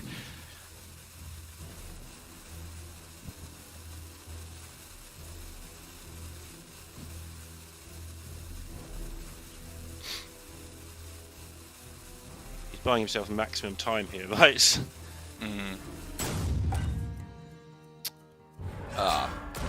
Okay. Okay. I think this might be what we got a notification in Discord about, is that I think there was a bug on Surrender's game client. Okay. And Surrender's game client bug will be bugged, and he and Gia forfeited the chance for rematch. As a result, we move on with 2-2. So I think there was like the potential for a rematch there, because there was a client-side bug. But again, I might be extrapolating here, but I think Gia and Surrender graciously accepted defeat because they thought that's they were how it losing looks. that game anyway. Yeah. Yeah, I think that's how it looks. And so the ruling I can give, aside from what may or may not have happened, is that it's going to 2-2 now, I believe, between Surrender and you'd have to imagine Tice, I think, on the or maybe Hunter, sorry, on the remaining deck. And now this is the one that we've been talking about quite a bit. It is going to be the Shadow Sam, which still has finally just won its first game in a mirror, but against this four-caster thing that's going on.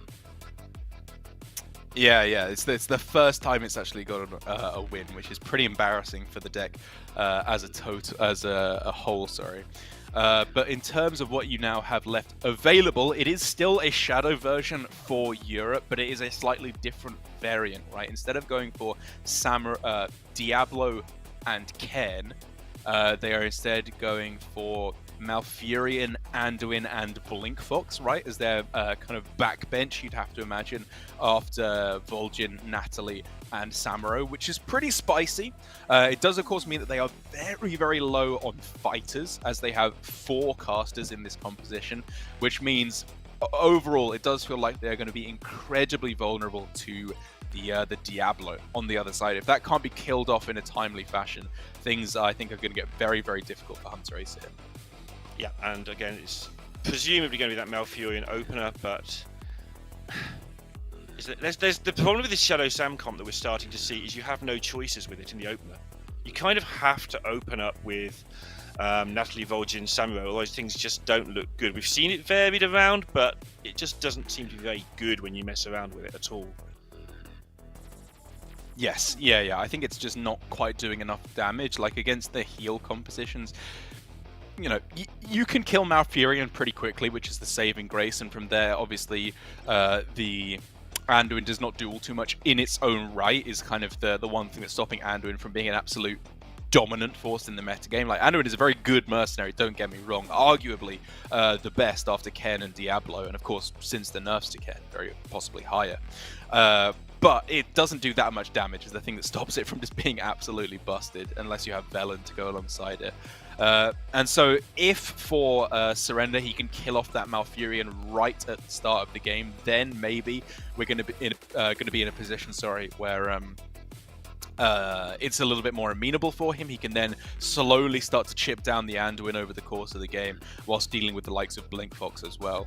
But it's going to be a very close one, I think. I'm putting my money slightly on the side of APAC, I think, here, given that they both have that shadow composition. And then I think Ken and Diablo should just be able to come ahead over the Malfurion and the Anduin. But it's going to be a little bit close for sure. Absolutely. I'm trying to think of anything else we can say about this match. We've talked about it a lot. We saw this one coming from about Game 3 onwards. Just a reminder, I know that a lot of chat are waiting for what they consider to be the main event today, although we are at the very end of this match, so you should be watching this, which is next up is going to be the Americas team for Battlegrounds, which I think a lot of people are very excited to see, with Dog, Collins, Slisser and WTY Bill all in action on that team. And going back 2 or 3 hours, I think that the chat was sort of hyped up for that one. Yes, yeah, that would be very exciting. We still have one more best of 5 to come after this one, obviously. Of course, yeah. The first of 2 best of 5s. It feels like it's been going on for quite a while already at this point. But like you say, yeah, I'm very, very excited to see that. Seeing Dog competing in Battlegrounds is always an excitement. Even as not a particularly voracious Battlegrounds player myself, it's still just cool to see him competing in Hearthstone. Brings back very fond memories of I guess most recently like Vegas, when he won the tour stop there before promptly saying goodbye and then just playing Battlegrounds consistently since then instead. But very, very cool to see, and I'm looking forward to that. For now, though, obviously with this one final game in this best of 5, a whole different kettle of fish when we enter the second best of 5. Again, like we said, we imagine the same bans, and Q order being that it's Conquest doesn't matter all too much. But I'll be curious to see if it's the same decks that struggle here for both players, if it is that Shadow Ken Diablo build that is just not getting over the finish line. Which is pretty crazy. I'm just wondering if it is just part of the nature of, as it were, of building the lineups. You know it's going to be in everybody's lineup, so you've got to be able to counter it, and so it just looks absolutely rubbish. And, you know, we're used to countering the best deck in Conquest, regular Hearthstone, and that doesn't necessarily work because it's still the best deck, it still gets it done. But maybe in Mercenaries, if you counter the best deck, it is just countered. Yeah.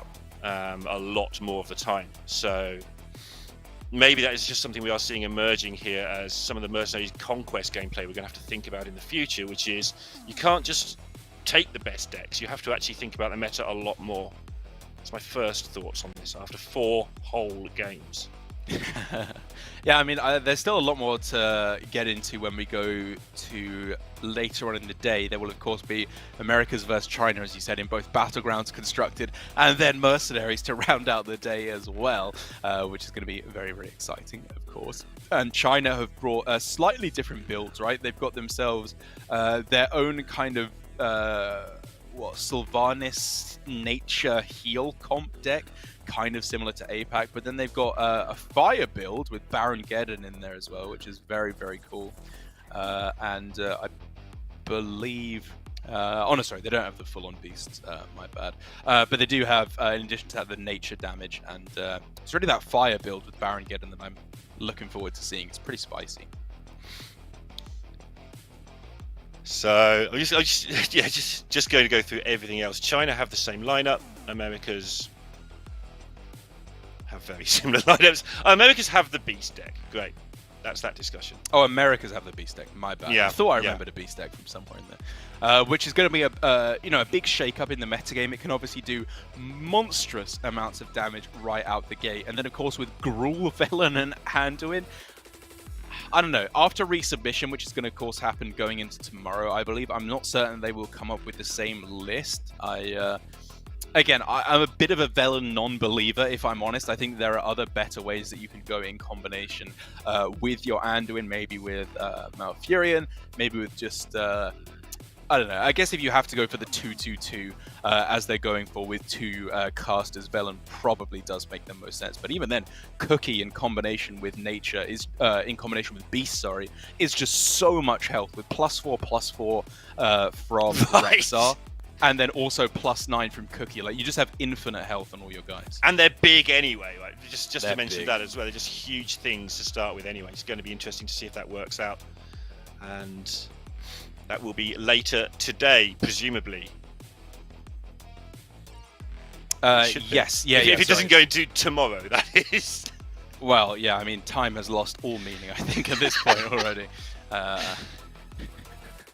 Yes, quite. But even then, I'm looking forward to that one very much indeed. Again, getting back into the specifics of this particular game, as I imagine we're just getting Surrender's sort of situation all sorted out, and hopefully we won't have another client issue in order to affect the end of this series. But for the decks that are left available, it's obviously APAC again on this Shadow Samuro build with Diablo and Ken, but it is Ragnaros for them, whereas it is the heal variant left over for EU, which I think would be Hunter Ace, but I think more importantly it's probably a break now. Yeah, I guess it looks like we're going to have a 10-minute break, so I'm not going to mess around talking for long. We're going to take our 10 minutes and we see you with whatever the reasons are for this very soon.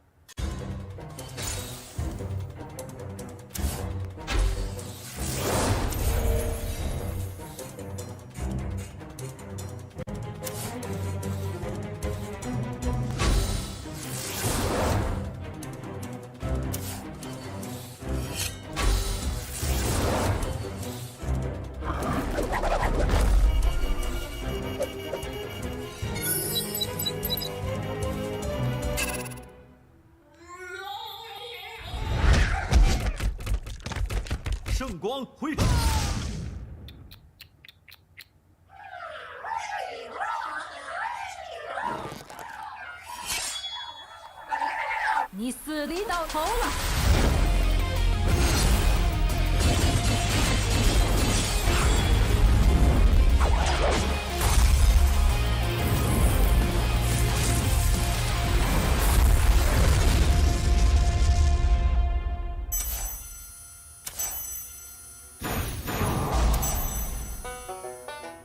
打得不错。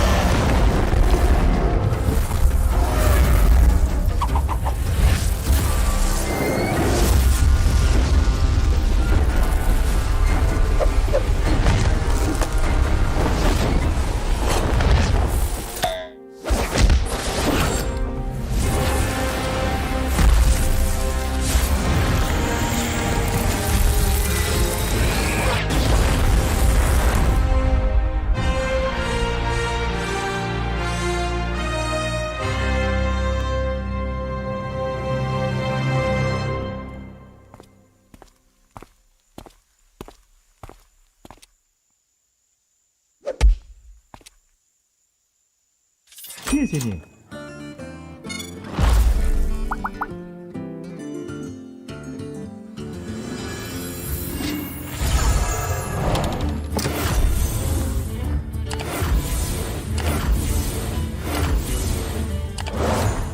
哇哦！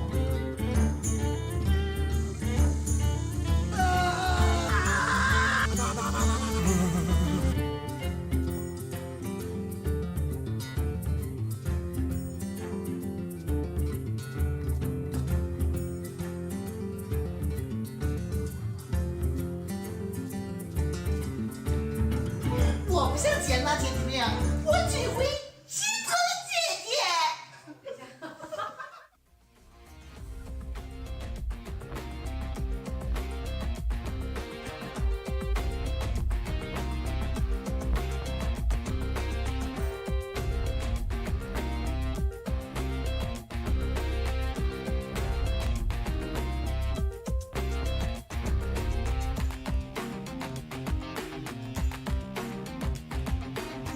Welcome back, everybody. We still haven't actually got confirmation as to why that break was taken, but it was taken and we're back. That's all we know. The joys of broadcasting over a broadcast, which usually we're the lucky ones who get to do the Grandmasters and be the sort of the main broadcast. We get all the perks of knowing what is happening, but this time it's our turn to try and make it up as we go along. But we are looking like we are going into game number 5, as we've discussed a load of times. It is going to be the regular Shadow Sam for Gia for APAC, and it is going to also be the 4-caster Shadow deck or heel deck or whatever you want to call it for Europe. And you know what they say about staring contests and who loses, Derek? What did they say? They say it's about who blinks first, and Hunter Ace has the blink box. Very nice. A card that obviously was fixed or patched or nerfed technically, brought in line to how it was supposed to originally work, which has lowered the power level of the card, obviously. Still, I think, pretty good. The 5 speed reduction you get, even if it doesn't consistently go down to 0 anymore, still gets you a lot of very powerful options. But it's cool to see Gia swapping over to taking the driver's seat now instead of Surrender, who was attempting this deck a couple times before. We've obviously seen, as we were saying before, the Wraith of Shadow compositions struggle a lot in terms of what they just struggling to get the win. They are unable to go for those early kills because of the prevalence of Muckler and Heal at the start of the game. And then after that point, the damage they deal just doesn't often feel quite strong enough unless there's plenty of protectors for you to prey on. And there are not plenty of protectors for Hunter Ace. There are plenty of casters, which of course means that while he won't be so vulnerable to the Natalie and Vol'jin, he'll be incredibly vulnerable to Diablo and Samuro as the 2 main threats to his strategy here. Where's the deck gone? It's just weird. I mean, It's there. They're there. I see. They're still there. Yeah. I was thinking that was some sort of progress report. I'm slowly losing my mind. It's great. All right. And again, we're going to see this Shadow deck, interestingly, in everybody's lineup. Every single team has got that exact same Cairn, Diablo, Vol'jin, Natalie, Samuro lineup. Yep. And I think they've all got Cookie, actually. No, they haven't all got Cookie, but they're all very close. They've all got Rag, apart from the Europe one, that's right. Right, we're into the game, finally, game number 5. Whatever problems there were have been resolved. And it didn't really cost APAC much. We think that they're in a pretty bad position in that game anyway. So let's see how this one goes down.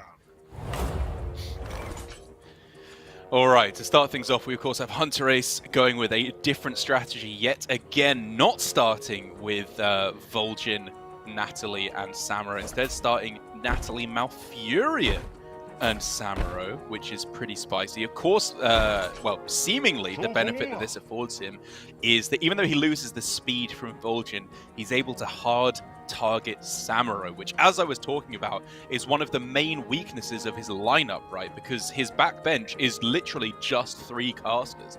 So as long as he can kill off this Samuro right away, he could be in a pretty good position. But he has to do it. If this Samuro survives, he is going to be in big trouble. Yep, I mentioned it last game and it didn't happen, but Diablo versus 3 casters is party time. It's just a buffet of damage for for the Diablo if that actually comes into play for Gia. So with this gamble, like you say, this has to work for Hunter Ace. Good chance it will as well, of course. You don't just give up the speed, of course, on the Vol'jin, but you also give up all those combos which do so much more damage. Very true. You can always bring it off the bench to help a little bit if something goes wrong here, but...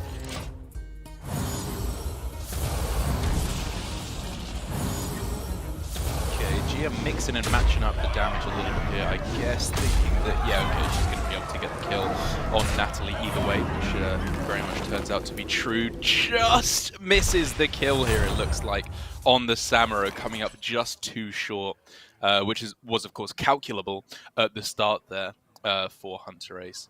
But even so, it's a tough one. It really is. Doesn't have the ability now to bring Andrew off the bench, heal up some things, get that nonsense started. Yeah, he gets that 1 damage Malfurion ability as well, which is a very, very big deal. It's going to be a speed tie, you'd imagine, with Natalie, but that shouldn't be too impactful. I don't think that Natalie can kill anything, right? And no, nothing seems to be in range. Although, of course, with the shadow damage from Vol'jin into right, Natalie. exactly. It applies the vulnerability to shadow as well. Yeah. Unfortunately, we can't see Gia's perspective here as to what she is attempting to do. But, I mean, in terms of what we're guessing she's going to do, I would imagine it's probably a target on Samuro here, right? You can... Yeah. I guess go for Malfurion if you wanted to, but that repeated damage on all your casters from Malfurion is from Samuro is really scary. I mean, it's Samuro if you're fairly sure you can kill it. Otherwise, you just keep chunking away on Malfurion and just get rid of it. Because when that's out of the game, you've got such advantage in the rest of the game.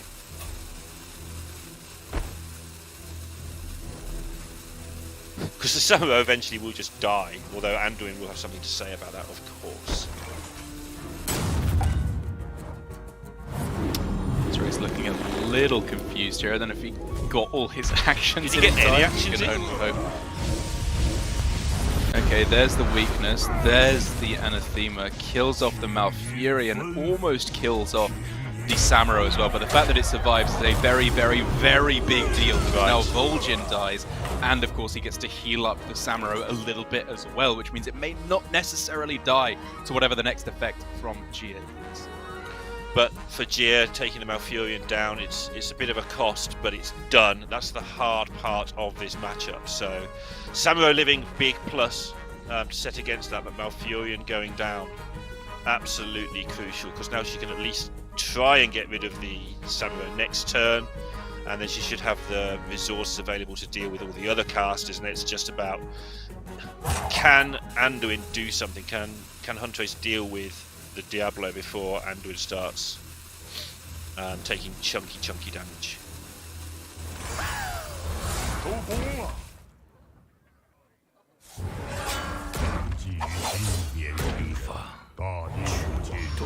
Well, both dying at the same time, of course, means that Gia gets both Diablo and Ken down at the same time, and so how is she going to be utilizing that? It's obviously very, very powerful against both of these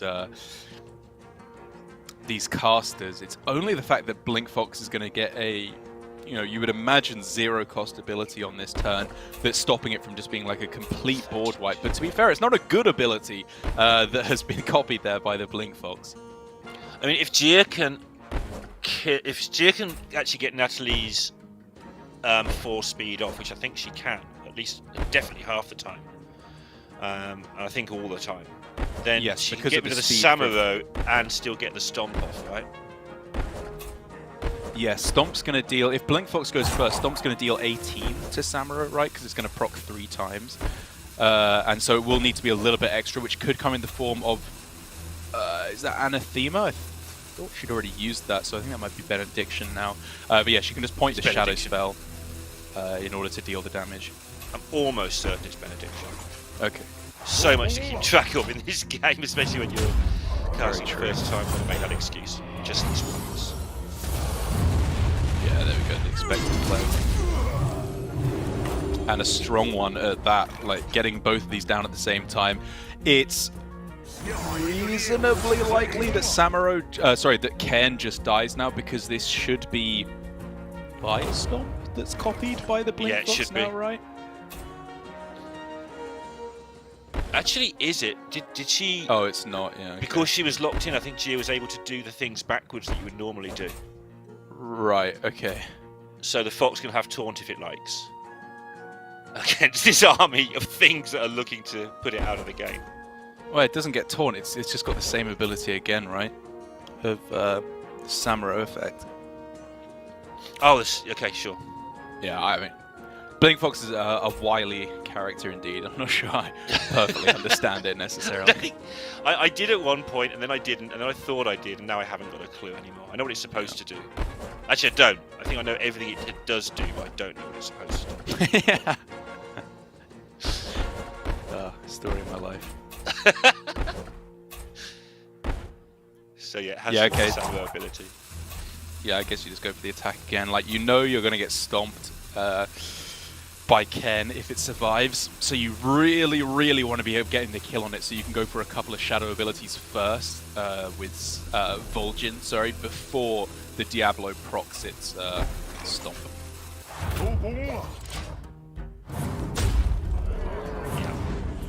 14, that's the kill, easy.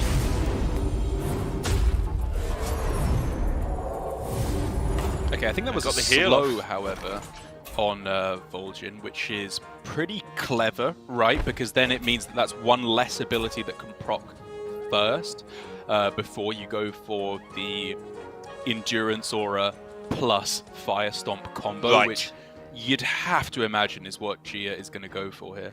Yeah, she set that up by healing up and just basically saying last turn didn't happen. He got all of her cooldowns back sorted, and now she can go for that. Yeah. No, it's very smart. Last turn didn't happen, and Vol'jin's slow ability now costs 8 rather than 3, right? So it doesn't even have a chance to speed tie, which is a very, very big deal.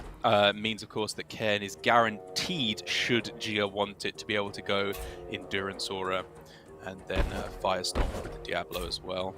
I mean, you will see more difficult 3-turn setups, but all 3-turn setups are really, really clever to me. Yeah. And again, especially at this stage in the game, like in 6 months' time, people are like, oh yeah, that's the 3-turn setup that you do. But at the moment, it still requires quite a lot of thought and preparation to know all these things.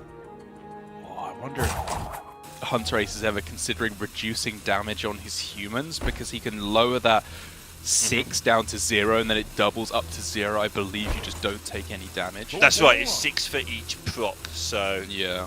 each proc does 0. It'll still go off 4 times, it'll just do 4 lots of 0.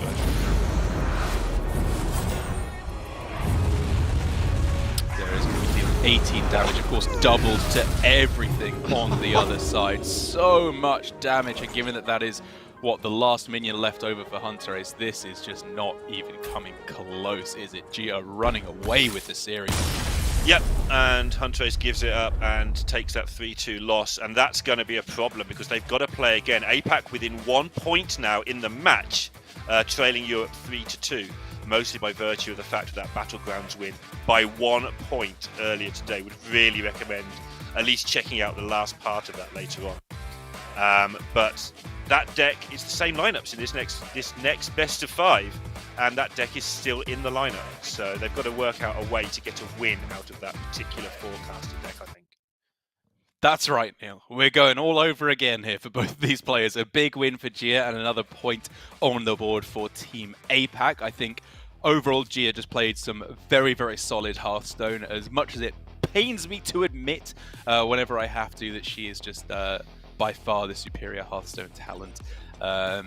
I mean, it's not really even a secret anymore, is it? Either way, she's just been playing some very, very solid Mercenaries, I think, and understanding more specifically exactly which minions to target at all points, which has led to a couple of very clean wins for her, now 2-0 in terms of the games that she has played. But we're going again now. It's now 2 points to APAC overall, 3 points for Europe.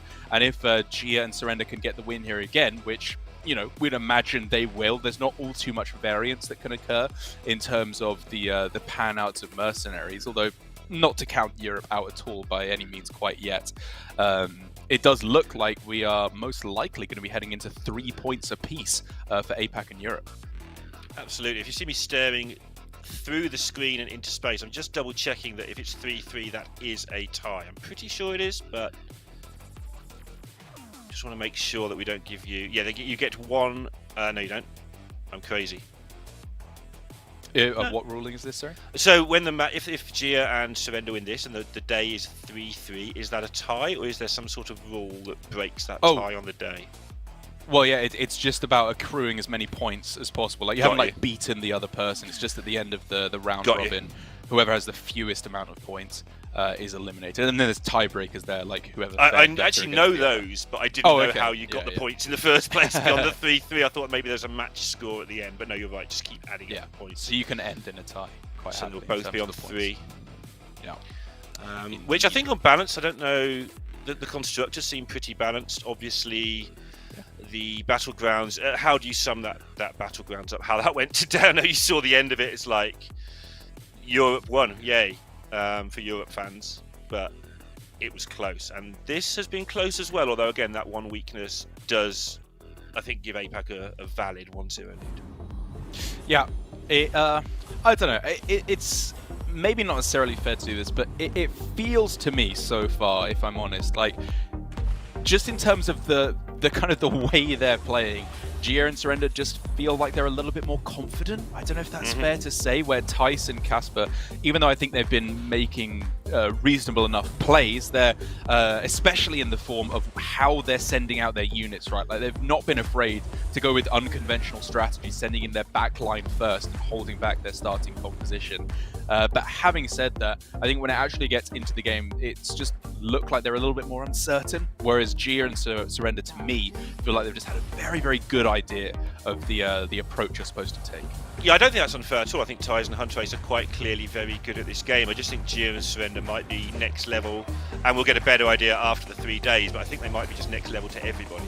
Just got the feeling from the confidence you're talking about there, that they just know exactly what they are doing. But with that in mind, we have just been told we are going to just take another break. So